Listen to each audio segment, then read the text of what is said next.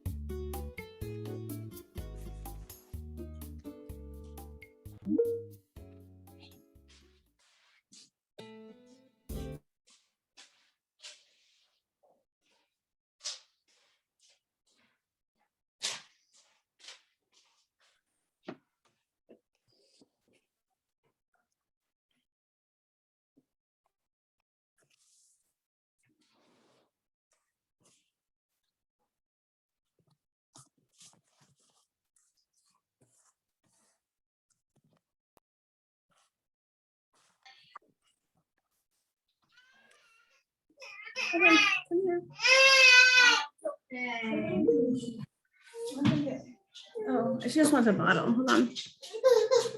Hi there. I think someone is on speaker. Can you mute, please? Thank you. So we'll be starting in a few minutes. This is Sal Peralta, the Mid-Willamette Valley Council of Governments Chair. And we'll start, try and start right at 6 o'clock.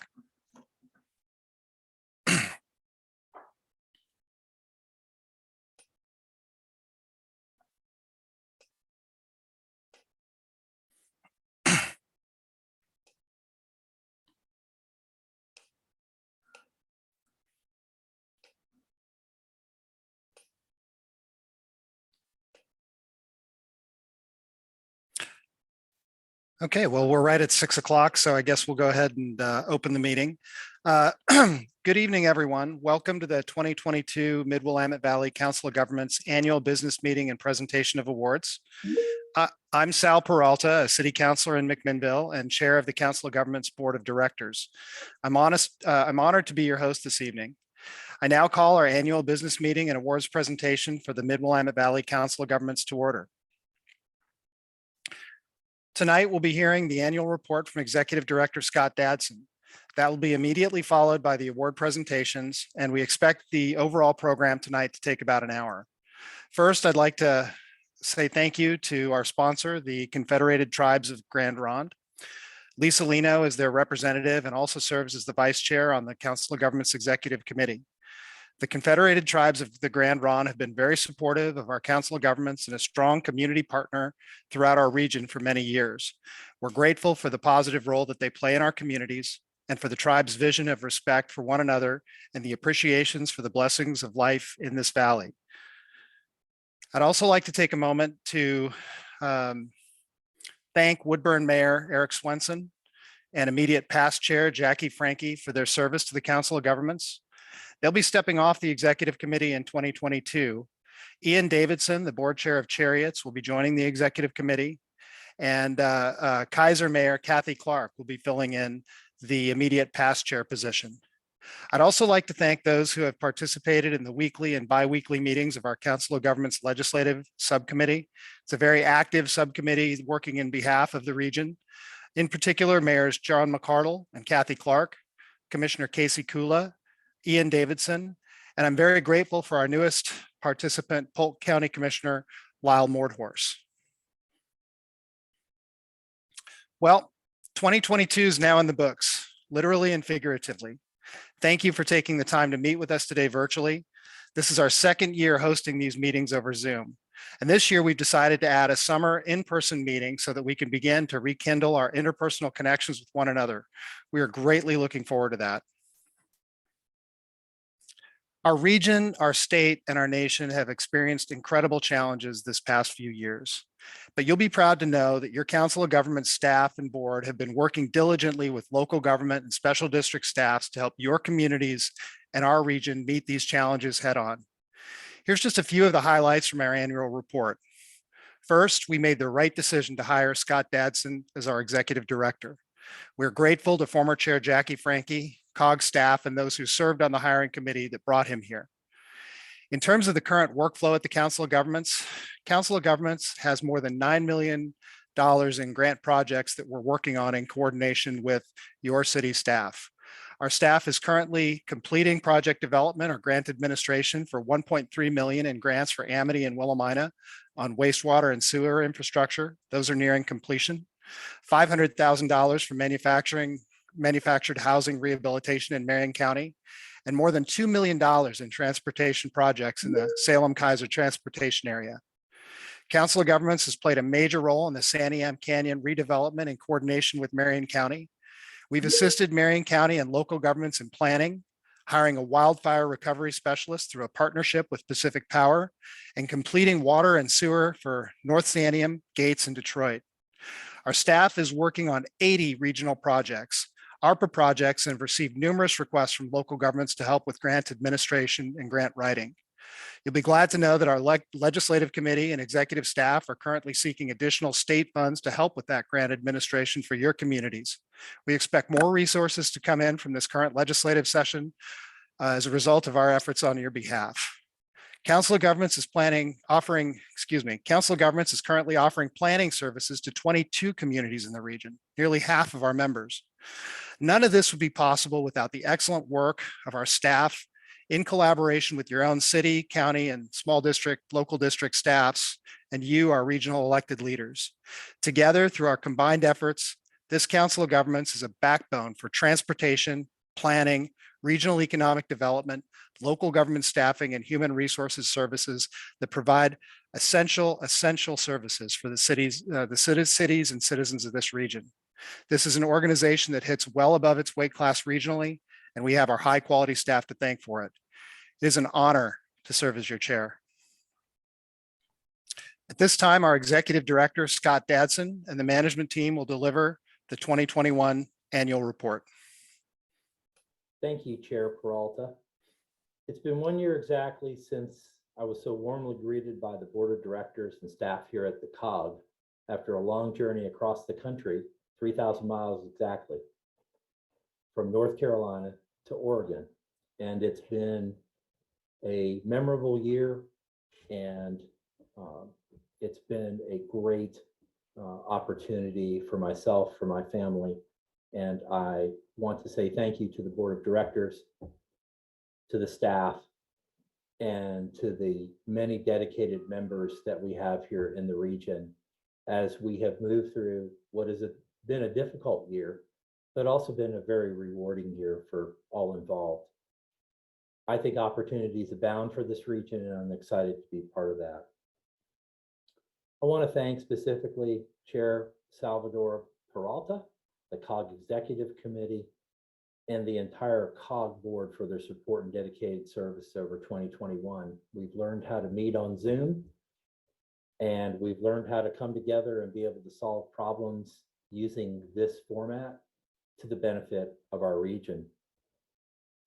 More importantly, the board's facilitation of intergovernmental communication with the member governments has never been better. And it's a tribute to the resiliency of the Council of Government model, to the members themselves, and to the commitment to the whole Mid-Willamette region.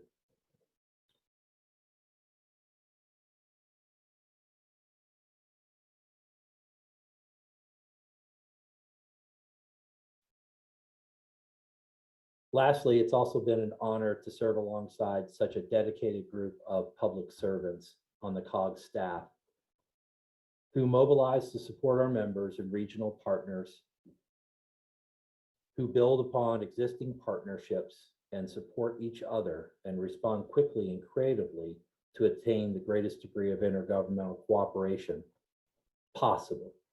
I want to thank each of the men and women of our team who do a great job and dedicate themselves. I think all of you have heard stories about the Zoom world where we work in different ways now, both from home, on a Zoom camera, but we also work at different times of the day than we might be used to. And I think the dedication of our staff and the dedication of all the member public servants that we have for all the members in the Valley is second to none.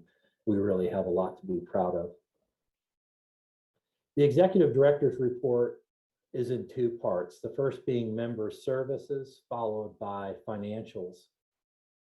We had a busy year of member services as we transitioned from an all virtual world in the first half, then to being in person, and then going back to a hybrid model as we have all tried to deal with the COVID and its different variants.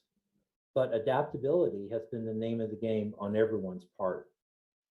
And I want to thank both the members and their patients, the board of directors and their patients, and the staff as we learn to serve and achieve our goals in different ways throughout the year.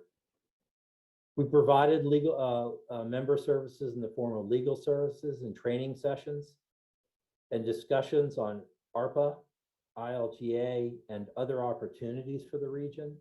Our administrators, planners, and other staff came together to talk about various important issues to find ways to work together. We have also done member recruitments, and we've had a record number of them in the past year, and they continue on into 2022. Our partnership with the Mid-Willamette Homeless Alliance sprouted wings this year as its own ORS 190 continuum of care. We continue to support the efforts of Marion County and the towns of Detroit, Idana, and Gates as they work hard and coordinate their efforts to rebuild in the Santiam Canyon. We thank all of the members and the various levels of state and federal assistance that have helped with this as we try to rebuild a very important part of our region. Two new items came to being in our in 2021. The first was advocacy. Your board of directors created a legislative committee, and this legislative committee gave voice to the region during the long session, and they continue their work in the short session. Together with our team of government advisors and strategists, we tracked 19 bills designated as interest, and a lot of effort was put into making sure that our region was the recipient of dollars and legislative action that would help not only in the canyon, but in other ways across the entire region. The second way we came together was in convenings. We have a charge in our ORS 190 agreement that was actually started in 1957 to come together to try to solve problems. And we do that through convenings. We hosted two convenings this year. The first convening was with our partners, the Mid-Willamette Valley Homeless Alliance, who gave a report out as to their status and their movement into a continuum of care. The second was around housing, both its availability and its affordability in our region. We were fortunate to have state, regional, and local government officials who could speak on a board and talk about the issue of affordability and access to housing in our region. Two timely issues that we hope to continue the hard work on. And lastly, I'm very proud of the opportunity that we have had to be selected by SEDCOR, our regional economic development group here in the Mid-Willamette Valley, for the Business Partner of the Year award. This work, conducted by our staff members, resulted in our businesses having access to capital, having our communities having access to resources to rebuild, and convenings that brought people together to solve problems. We're very proud of this award and I'm proud of the good work of our staff here at the COG. And with that, we'd like to go into the financials of the organization. So I'd like to introduce Amber Mathisen, who is our finance director. And Amber, take it away. Thank you, Scott. As you can see in the annual report, we raised $273,583 in membership dues in fiscal year 2021. That is approximately 4.3% of our total budget. And we collect an additional $75,000 in economic development district dues, which we use as a direct match for federal EDA dollars. With that base, we leverage those dollars into another $5 million from fees for service and federal and state revenue resources to fund our programs and services. From that $5 million operating budget in fiscal year 2021, the COG on average brings in $30 to $45 million of federal and state resources into our region directly to you as a pass-through. This speaks to the true value of our membership and the return on our investment and leveraging of funding on your behalf with your valuable and highly regarded initial investment into your membership dues.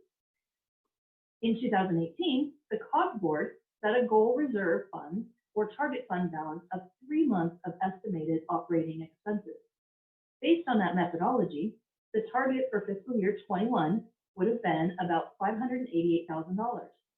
In 2021, we were able to increase our undesignated reserves and we met this target. Maintaining reserves while building capacity will be an ongoing effort as we evaluate our programs and services. With respect to our financial position, we're in good shape as we continue to enjoy a full membership by our region's cities, counties, community colleges, schools, and including new membership opportunities, such as the recent addition of the Marion Soil and Water Conservation District in 2019 and the Yamhill Soil and Water Conservation District in 2020. And while all of this is great news, we know these funds need to be used to leverage even more dollars for our region to prepare ourselves for what will likely become difficult years ahead. I'll now pass this to Mike Jaffe, our Transportation and Planning Director, who will give the report on transportation services. Thank you, Amber. 2021, it has been another very busy year for the transportation planning and GIS staff. Most of the staff continued to telecommute, but we made good use of Teams and Zoom and similar apps to collaborate and get our work done. Even when one of us, myself, was out with COVID during most of January and February. Our SCATS Policy Committee added 2 new members in 2021, Marion County Commissioner Daniel Bethel and Salem Keizer School Board member Maria Hinoas Pressy. A lot of what we accomplished this year was supporting the transportation planning of our local jurisdictions. This included transportation modeling and other technical support for the City of Salem's comprehensive plan update, known as Our Salem. It also included me participating all through 2021 as a member of Salem's Climate Action Plan Task Force. In April and May, COG staff coordinated a multi-jurisdictional review and response to Portland State University's preliminary 50-year population forecasts for Marion and Polk County. That coordination resulted in an improved final forecast that will be used for many planning studies going forward. In Keizer, SCATS provided the funding and participated on the project team for Keizer's Wheatland Road Multimodal Corridor Study, which in January 2022 finished its final report. To account for COVID, the team used virtual open houses and surveys to gather public comments. The design, including the off-road bike and pedestrian path shown in the image on the bottom, had substantial public support. Next steps include applying for transportation grants. Road and bridge projects completed this year within the Salem-Keizer area include, in Marion County, replacement of the Silverton Road Bridge over the Little Pudding River in the upper left. In the upper right, in West Salem, repaving Wallace Road along with upgraded traffic signals, new ADA curb ramps, and new flashing beacons at 5 pedestrian crossing locations. And shown in the bottom picture, an upgrade to 45th Avenue Northeast in East Salem next to Chemeketa College, adding curb, gutter, sidewalks, and bike lanes. Projects that are scheduled for construction in 2022 include reconstructing a portion of Lancaster Drive from Center Street to Monroe Avenue, interconnecting signals along Corden Road, Silverton Road, and Lancaster, new sidewalks and bike lanes on Hayesville Road and Hollywood Drive in Northeast Salem, and finally, the Union Street family-friendly bikeway corridor along the north edge of downtown Salem. Other projects and activities completed in 2021 included allocating $1.9 million in COVID relief funds, an update to our SCATS public participation plan, scoping a regional transportation safety action plan that will start this spring, and finally, coordination with ODOT and other MPOs in the state on a household travel survey in 2022 and 2023. We finished the second year of our new Safe Routes to School program. Now, school closures in 2021 required us to adjust our approach, holding district-wide events at schools and in the community. We manned our Safe Routes to School booth and held information and bike repair events at multiple locations, such as Salem's Saturday Market and Keizer's Monster Cookie Ride. We sponsored walk and roll to school events for all district schools in May, October, and November. And students created walk and roll artwork for our calendar contest. We also created over a dozen recommended walking routes to school maps that are shown here. And we worked with the school district and city staff at school site assessments. We also presented the Safe Routes to School program at community group meetings, neighborhood association meetings, and city committees. MWAC is the regional commission for Marion, Polk, and Yamhill County to discuss regional transportation. The 17-member commission met 8 times in 2021. This slide shows the range of topics discussed at MWAC in 2021, from ADA curb improvements to transit planning, safety and speed limits, the Act Refocus, etc., including recommendations to the Oregon Transportation Commission on the transportation needs and funding priorities in our area. Updates were given on several major projects on the state highway system. It includes, this year, ODOT completed a facility plan that includes changes to existing roads and a grade-separated interchange on Oregon 18 and Oregon 22 between Fort Hale and Spirit Mountain Casino.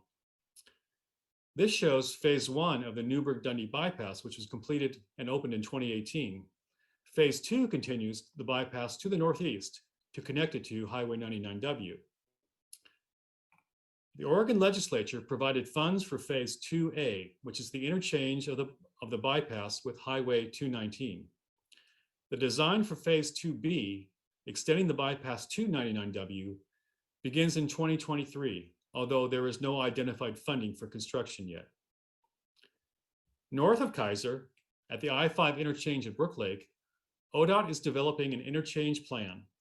6 design concepts were developed, including cost estimates and right-of-way needs. No funding is currently identified for this project. ODOT has about $50 million for the design and reconstruction of the I-5 interchange at Aurora Donald. ODOT has split their construction into phases. Phase 1A will be built in 2022.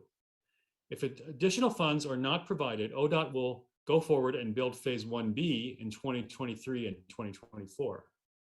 However, if additional funds are provided, ODOT will skip phase 1B and construct phase 2, which is a diverging diamond interchange. Now, Leslie Hegewald, our GIS program coordinator, will provide an update on what our GIS section has been doing. Thank you, Mike. The GIS, or Geographic Information Systems section, has continued to expand our mapping services and develop new and innovative products and services for our members. After developing online web map applications for the cities of Dundee and Sheridan in 2020, COG GIS staff had the opportunity to assist the city of Turner with development of 3 online web map applications in 2021. The planning map includes zoning, historic district overlay, flood hazard areas, and tax lots. The city map includes parks, schools, public properties, and other points of interest, as well as tax lots and addresses. The utility map includes water, sewer, storm, and PGE utilities. Users of the applications can click on features to get a pop-up with information about the feature, open a table to view a layer's attributes, search for properties by tax lot number or address, and download a PDF map to print. Redistricting is necessary every 10 years following each decennial census for cities or districts that elect representatives by representative areas in order to rebalance the population after a decade of growth to ensure equal representation. GIS staff provided redistricting services for several members, including the cities of Woodburn, Salem, and Newburgh, and the Salem Keizer School District in 2021, with some work continuing into 2022, including redistricting for the Salem Area Mass Transit District. COG first conducted a student density study for the Salem Keizer School District in 1990. The study was updated in 2006 and 2014, and again in 2021. The study estimates how many students are generated from new housing development by housing type. District staff use the student density estimates to plan for facility, staff, and equipment needs for each school year. The 2021 study was completed in December. The Marion Soil and Water Conservation District came to COG with a request for assisting setting up a mobile data collection application that could be used in the field to collect land cover data. The mobile application is pre-configured with forms for easy data entry.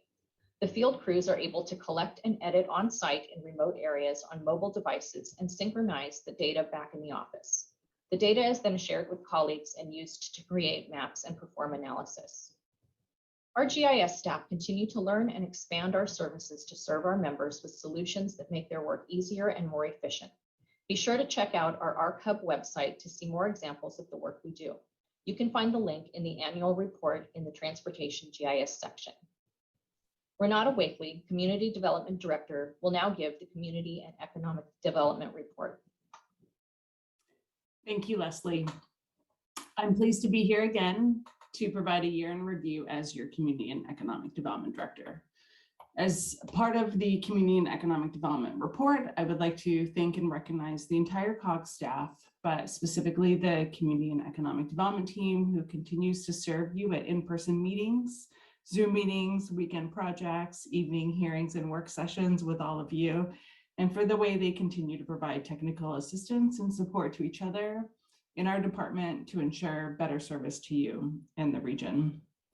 I'd also like to welcome our newest staff member, Sarah Alabin, who moved here from Minnesota and is serving as our newest resource assistant for rural environments, or RARE participant, and she's supporting the Sandium Canyon and Marion County in wildfire recovery efforts. So welcome, Sarah. In 2021, COG provided planning services to 25 cities in our region, including interim support to the communities of Dundee and McMinnville with temporary planning services as they work to fill their own recently vacated planning positions. This past year, our planners covered everything from planning commissioner and practitioner trainings in our communities, park plan updates, economic opportunity analyses, housing needs analyses, to meet the ongoing employment and housing needs in our region. And that includes urban growth boundary expansions for some of our communities as well. We've had many development code updates to help you respond to your community evolving needs and to ensure continued compliance with new state or federal regulations. We also assisted the Sandium Canyon communities with code updates to allow greater flexibility for rebuilding of structures that were destroyed by the wildfires, and for extending temporary housing provisions for folks as they work on their rebuilding efforts. We also helped with lots of new development and planning activity throughout our region as well. We've been busy, as have you.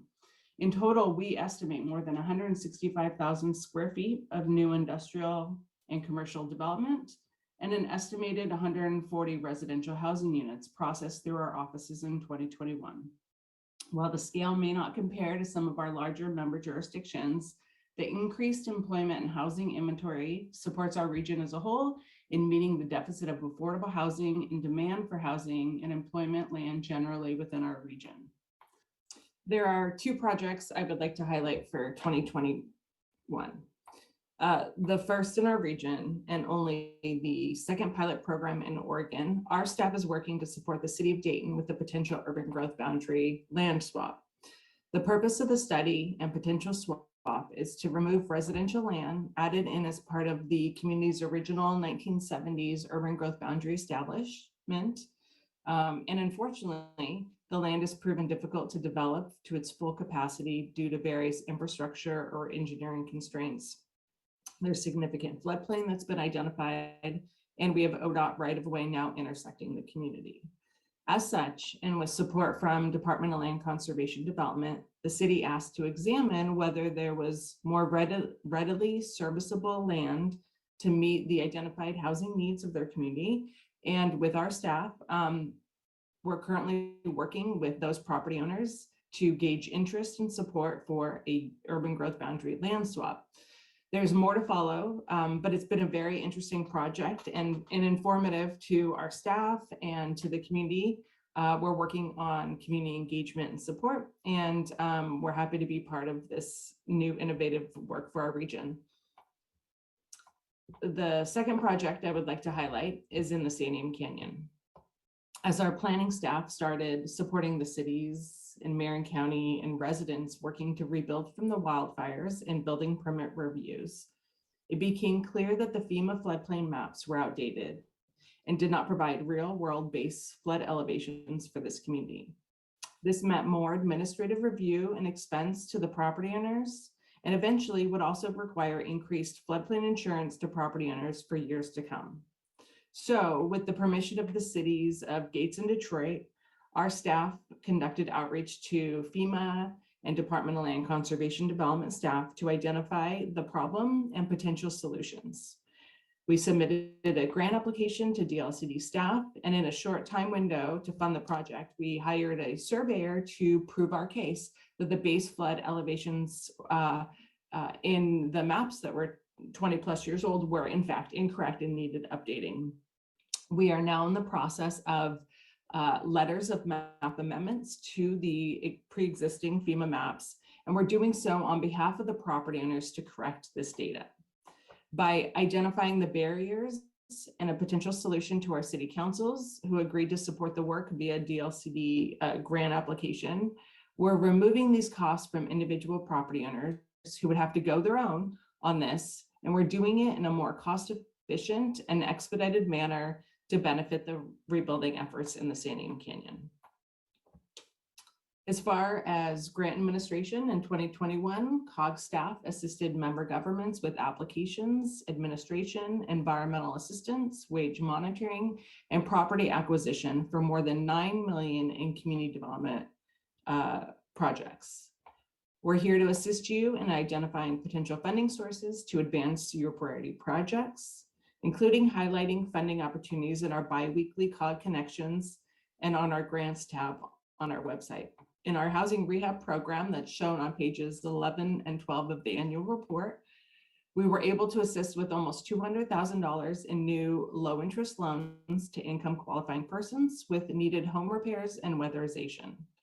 In addition, in 2021, we applied for and should soon be receiving almost $500,000 in new grant funds to serve over 35 manufactured homeowners in Marin County through the coronavirus relief funds and the Community Development Block Grant Program.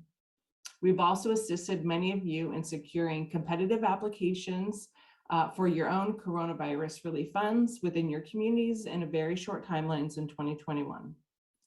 With these partnerships, we are able to continue to work to stabilize our housing inventory within our area and reduce energy costs to residents throughout all of Marin County. In 2022, we plan to increase our staffing capacity by adding an additional land use planner and grant administrator. Our recruitments are open and available for review on our website if you know good candidates. This will allow us to continue to assist you in administration of and reporting requirements related to your ARPA projects and leveraging those projects with additional grant and loan amounts. With the important work you are doing to remove barriers and increase infrastructure and service capacity, by increasing our planning staff and FTE, we will also ensure we can support you in the timely response to new construction and investment in meeting housing needs and job activity that we are seeing and will continue to see in 2022. If there are opportunities we can assist with or barriers we can help you remove, please know that we are here to assist you. We look forward to the new opportunities and work we have to do together and for our region. And so now back to Scott, who will give you an update on the small business financing program. Thank you, Renata. This is the business lending report for the business lending services through the COG. This past year, 2021, we saw the retirement of longtime loan officer John Saystrom, who spent 30 years with us, and we appreciate his years of service. The search to replace John in that position continues on with the VDI board and the RLF board into this year. Our featured loan project this year is Ochoa LLC, better known as a creamery found on Portland Road. This was a project that was a combination of SBA dollars from the City of Salem Urban Renewal District and Willamette Valley Bank. It's created 16 jobs in 2021.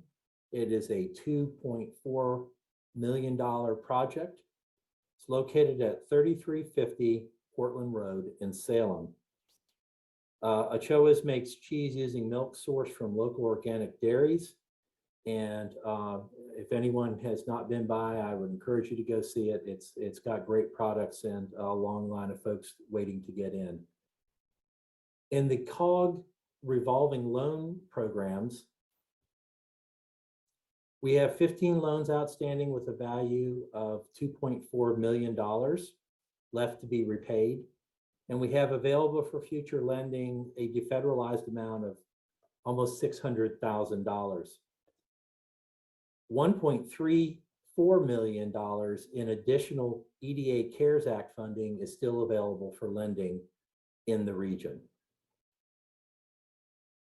VDI, which stands for Valley Development Initiatives, which is part of the COG, but separate, has funds available for lending of $1.6 million, with 17 loans outstanding with a value of $2 million. All of our partnering on business lending is done with local banks to make programs work. Programs that may not get a regular loan from a bank, but with these dollars from USDA, SBA, and some of our member governments in the past and in the future help to make small projects and small business financing possible in the Mid-Willamette region.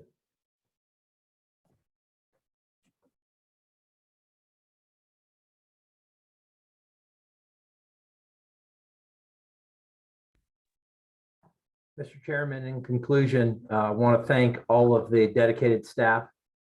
I want to thank the board for its support for staff and for the projects that we're doing on behalf of the membership. And I want to thank the membership personally themselves.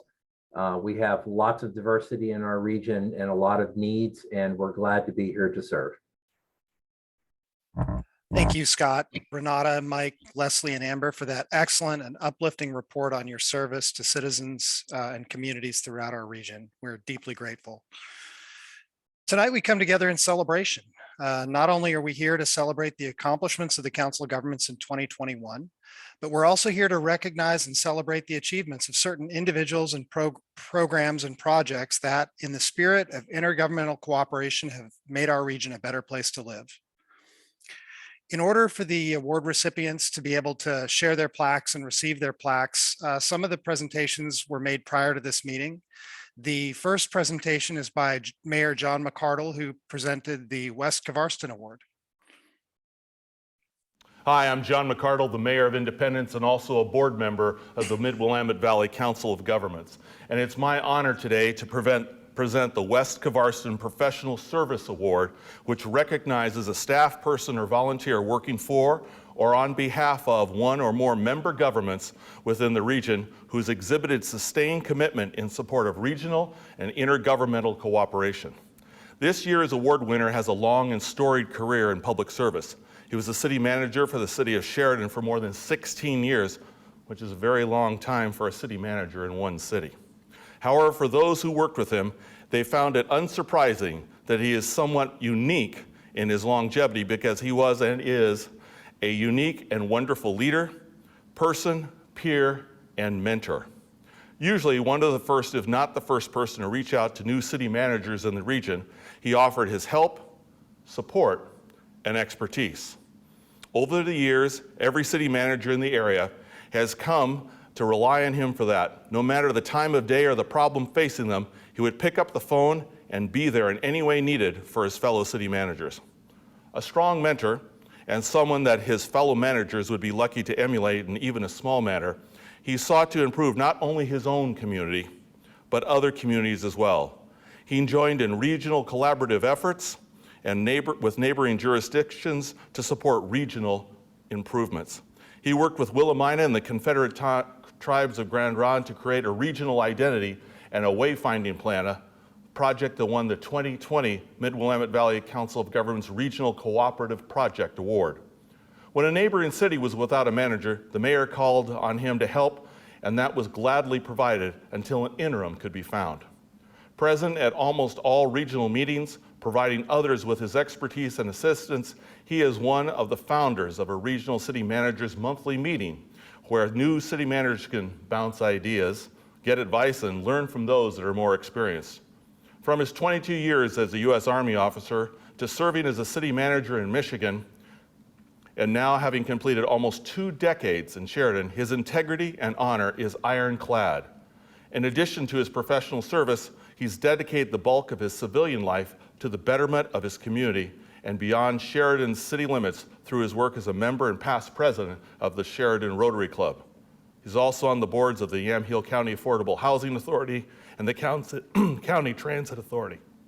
These words are not merely a synopsis of the longer testimonial provided by 3 of his fellow city managers who collaborated on this nomination for the award. Because of his sustained commitment and support of regional intergovernmental cooperation, we award the West Kvarsten Professional Services Award to Frank Sheridan. Thank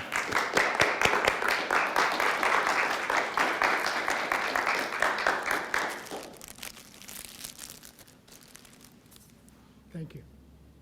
All right, I'd like to thank the COG for this. They make it very easy. They've got a great staff down there. They make it easy to coordinate and cooperate and help you a lot. And I'd really like to thank my fellow city managers. They're always up to something. That's why I go visit them. They're very interesting people. You do a good job here. I wish you the best. All right, thank you very much.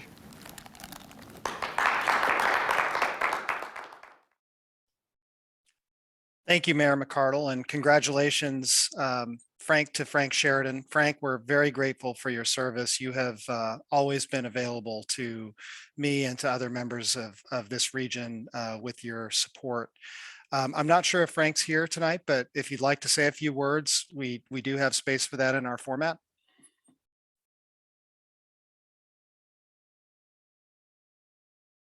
Okay, well, thank you, Frank, for your public service, for your years of public service to this region. Ian Davidson will now present this year's Gwen VanDenBosch Award.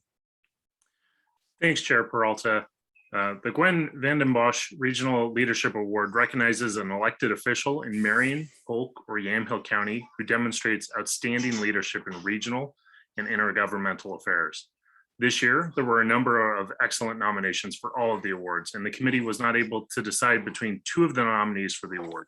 So, going in alphabetical order, we recognize 2 of our local mayors.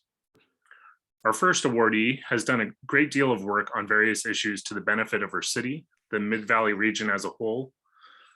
As a founding member of the Mid-Willamette Valley Homeless Initiative, she helped with the formation of the continuum of care that is locally led and locally controlled, the Mid-Willamette Valley Homeless Alliance, which has quickly grown to be its own ORS 190 entity after starting out under the umbrella here at the Council of Governments.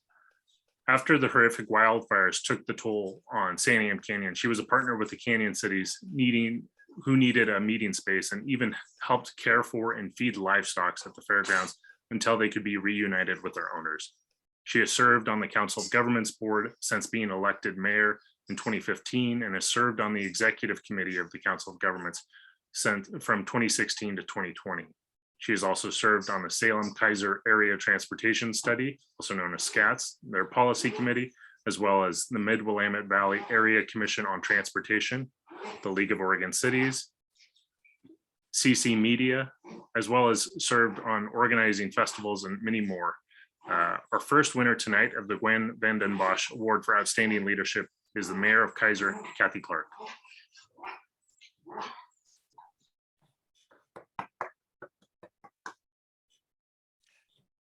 Cathy, would you like to say a few comments?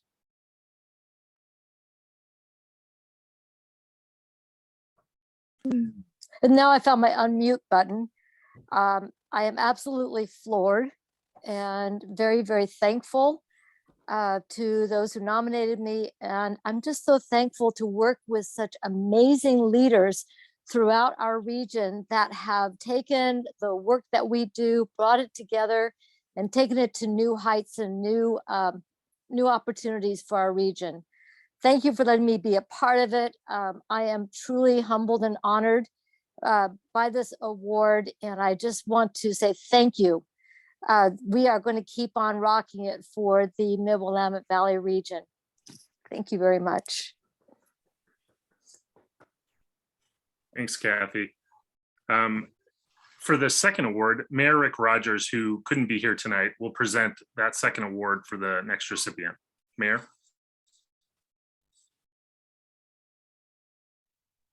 Good evening. This is Mayor Rick Rogers coming to you nearly live from home in the great city of Newburgh. It is my great pleasure and honor to announce a Gwen VanDenBosch Regional Leadership Award winner. This award recognizes an elected official in Marion, Polk, or Yamhill County who demonstrates outstanding leadership in regional intergovernmental affairs. As we know, the past 2 years have presented the world with unprecedented challenges. COVID-19 has had devastating impacts on every county, state, and city, and Woodburn has been no exception. Early on, Woodburn's leadership, led by Mayor Eric Swenson, who I consider both a colleague and a friend, jumped into action putting together local response teams and resources to help aid Woodburn's diverse community.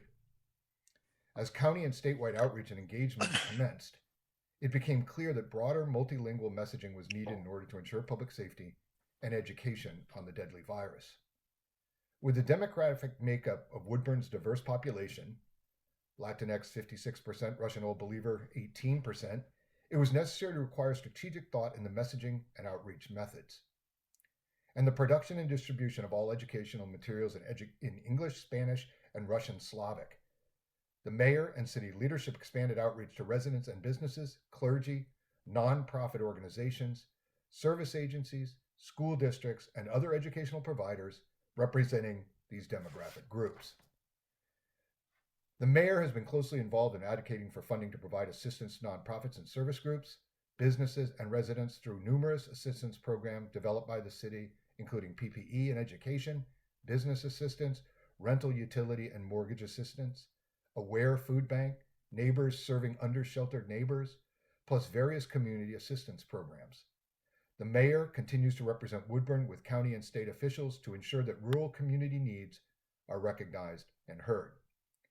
Mayor Swenson has not only been a key community leader in the city's response to the COVID epidemic, but has made personal efforts to ensure the well-being of the Woodburn community. He has served meals to those in need through the weekly Emmanuel Church Community Meals Program. He is also active in participating on boards and committees of area nonprofit groups, Love Santa, Woodburn Proud, etc., serving disadvantaged Woodburn residents. In his role as a Rhodian Chamber member, Eric regularly advocates assistance and support for Woodburn businesses and service groups. In these challenged economic times, Eric has represented his commitment to the Woodburn community by opening his own restaurant and coffee shop in downtown. If you haven't been there, it's Metropolis. Even falling off his roof while decorating for the holidays did not deter my friend Eric Swenson. After spending a few days in the hospital and having surgery on a broken shoulder, he was officiating the next city council meeting 2 weeks later. That's dedication. In his role as the mayor, as well as his role as a Woodburn resident community volunteer, Eric Swenson has represented his commitment and outstanding leadership during the COVID-19 pandemic and through his daily life. My heartiest congratulations to Mayor Swenson, to Eric, to the leadership team at the City of Woodburn. Thank you and congratulations. Thank you, Mayor. And congratulations, Mayor Swenson. We have a few moments if you'd like to say a few words. Well, thanks to Rick, who drove all the way from Newburgh to Woodburn for the presentation that you see before you there. And thanks to this committee and to the people that nominated me. I believe the people that nominated me are the people that did all the work. It is true at the very beginning of the pandemic, I got on a Zoom and got, all the different medical and nonprofit and, business people, the chamber, and all around the same table. So I felt good about doing that. But soon after, our city manager, Scott Derrickson, had the foresight to appoint Jesse Cuomo, who you're going to hear about over the years in city government somewhere as he grows, to take that work and run with it. And so most of the things that you mentioned tonight happened under Jesse Cuomo's work and the leadership of Scott Derrickson, and of course, Jamie Jonk and Amanda Setzer and the Economic Development Department all pitched in to make all those things that were listed happen. So kudos to them and kudos to a good city government. It always makes a mayor feel good and look good, right? So thanks to them. Thank you, Mayor Swenson. Congratulations, and thank you for giving credit to your staff for their excellent work as well. We appreciate your public service. Commissioner Jerry Gordon presented the Regional Cooperation Project Award earlier this month.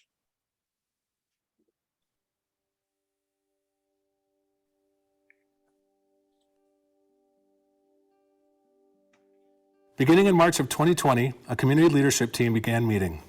The group consists of the mayors and city managers of Independence and Monmouth, the superintendent of the Central School District, chief of Polk Fire District 1, president of Western Oregon University, SEDCOR, Representative Evans, and Senator Patterson. The results have been impressive. The group shares information, expertise, and resources. Besides specific projects, the communication between governments is critical, and the strength of a common community response has been a force multiplier. Leaders have peers with whom to discuss everything from sanitation protocols and sourcing of PPE equipment to personnel issues to outreach strategies for Latinx and underserved communities. The trust, collaboration, and cooperation has allowed the group to respond with a singular voice to healthcare providers, the governor, the funders on meetings the need of the community, as well as navigating the political and social media minefields brought on by the virus and the social justice reckoning faced by our nation. The partnership has also yielded tangible products: a social distancing video, Stay Home Save Lives lawn sign campaign, contact tracing for Polk County, the Mayor's Roundtable listening sessions with Independence and Monmouth Police Departments and residents of color, a broadband grant for connecting low-income families and kids to online K-12 classes, support and coordinated actions in reaction to the 2020 wildfires, assistance with vaccination efforts ranging from providing vaccine clinic locations to providing trusted voices to encourage vaccination in both English and Spanish, business support programs and technical assistance programs, and the I Am Kind campaign to encourage and foster positive behavior, civility, and mutual respect. So for their efforts in working together, because no one organization can do it all, utilizing knowledge, resources, and connections to deal with the greatest challenges of this generation to set the stage for a positive future, we award the Regional Cooperative Project Award to the All Hands Leadership Group. It's an honor to accept this award from the Mid-Willamette Valley Council of Governments because it represents all the people in our region working together to do the right thing for our residents. Working together is the only way that we can accomplish what the community needs. Thank you, Mid-Willamette Valley Council of Governments. Thank you to the Mid-Willamette Valley Council of Governments for this great award. And I joined our All Hands Leadership Group in the middle of the pandemic and quickly found out how important it was for our community and for each other to be sharing information and resources throughout everything that we had to pivot through during the pandemic. Thank you. And I must say, Monmouth and Independence always have been great partners. We've all worked together, but this has been extraordinary. The amount of sharing, the openness, and sometimes the tears and sometimes the laughter of the last couple of years. I would not have wanted to go through this with anyone other than this group, and it has made a difference. Thank you, COG, for your recognition. Thank you to the Mid-Willamette Valley Council of Governments. This has been a phenomenal experience, very eye-opening. I think one of the things I've learned is I've recognized the importance of just being in the room with so many different organizations that play such important roles in our community. It's always surprising where our interests intersect and who actually has something to offer on something somebody else is going through. It's been a great educational opportunity for me and very collaborative, and I'm grateful for the last couple of years and look forward to solving a lot more issues alongside all of you. Just want to say thank you to the Mid-Willamette Valley Council of Governments for this opportunity. This is Evan Source. Most people know Evan Source is in the office. We actually approach trying to be a part of a team as a team, and there's no other group I'd rather be a part of. As the saying goes, many hands make light work, and local governments right now need all the help they can get, and as a legislator, we have the opportunity to play a little role, and we're thankful for that. Thank you. On behalf of Western Oregon University and my predecessor, Rex Fuller, who actually was originally with this group, I want to thank the Mid-Willamette Valley Council of Governments for this award. It's been an honor and a pleasure to work with my colleagues, helping to solve issues in the community related to COVID, racial issues, other issues, and this has been a great opportunity. Thank you very much for the recognition. First off, thank you for this prestigious award. As the K-12 educator in both Monmouth and Independence, what this group has meant for me, especially as one of the new members in the community, is a place where I can share and learn, especially during these last 2 years. This group allowed us to keep schools open, get internet to all of our students, and to really allow us to keep K-12 education moving forward through this pandemic, and we still are working through that together. So again, thank you for this award. It is a blessing to be a part of this group each and every day.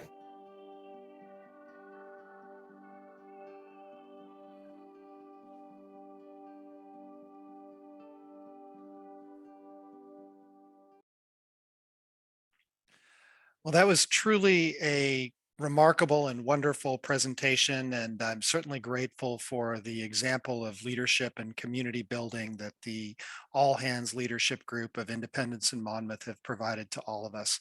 Thank you all for your public service, and thank you for putting together that wonderful presentation, Commissioner Gordon. One of the benefits of being a chair of the Mid-Willamette Valley Council of Governments is that each year the chair gets to recognize a person, a project, or a program that exemplifies the values of service, collaboration, and excellence in our region. And tonight it's my pleasure to recognize the Confederated Tribes of Grand Ronde with the Chair's Choice Award. This award's being given to the Confederated Tribes of Grand Ronde Health and Wellness Center. 2022 marks the 25th anniversary of the center. And during the COVID pandemic, this clinic gave out more than 22,000 vaccinations, which it began providing for free to the regional community before even state and county governments were up and running with their own programs. But more than just the work of the clinic and that one service, the Confederated Tribes are being honored today for their approach to community building and to community in general. In 2022, when the West Valley failed to pass a fire bond and levy to maintain emergency management services, it was the Confederated Tribes of Grand Ronde that stepped forward to provide those services for the entire region, reducing response times for EMS calls from 20 minutes to 5 minutes, helping to save lives every day. I've lived here for 20 years, and in that time, the Confederated Tribes have often been the first partner to step forward when help is needed and the last to step forward when credit is given. So I'd like you to join me in honoring the Confederated Tribes of Grand Ronde, its members, and those who are involved in leadership in the tribes for their service to our region. Lisa Lino, our vice chair, is the tribe's representative on our council. Lisa, would you like to say a few words? Sure, thank you very much. On behalf of the Confederate Tribes of Grand Ronde, our staff, and the many volunteers, we accept this award with humility and gratitude. It is our honor to increase access to healthcare to improve the overall health and well-being of our communities and citizens. We truly value our meaningful partnerships and relationships with all of you. Hayamasi. Thank you, Lisa. We appreciate you and we appreciate your community and your work for us. Thank you so much. I'd like to just take a moment to just give our award recipients one more round of virtual applause. If you can do that at your quietly at your desktops, I guess. Thank you all. Thank you all. I'd like to just take a moment to say how proud I am to lead this organization at this moment in our history. I'm grateful to have a new executive director with the experiences and ideas that have helped to add to the strength of this organization. I'm grateful to have a professional staff that, as we've heard tonight, from top to bottom, has stepped forward despite all of the adversities that we're facing as individuals and helped our region to work to address homelessness, housing, transportation, economic development, core things that are going to affect people's lives for the better going forward. Now, we're now nearing the end of tonight's festivities. And before we close, I'd like to just mention that we didn't have a fee this year, and instead we're encouraging individual and community donations to the Homelessness Alliance. You should see a link up on your screen right now if you'd like to join us in making a donation to that vital organization. On behalf of your Council of Governments and staff and board, I want to say thank you for taking your time out of your day and your evening to join us today. For everyone on the board and on our executive team, I'd also like to say thank you to our professional staff. In particular, I'd like to thank Denise Van Dyke for being the glue that holds our organization together, and Karen Odenthal for her work organizing this meeting over the last several years. In addition, I'd like to thank our executive staff who you heard their report tonight. We are blessed to have excellent staff from top to bottom. I don't know what we're going to do without Karen next year, but thankfully we have several other good people in the organization to keep moving things on. Thanks as well to every person who's participated tonight. All of you, through your professional and volunteer work, have helped to make our region and our state a better place to live. Thank you for your public service. And now it's official. I declare the 2022 annual business meeting adjourned. Gavel down. Good night all. Thank you for joining us tonight.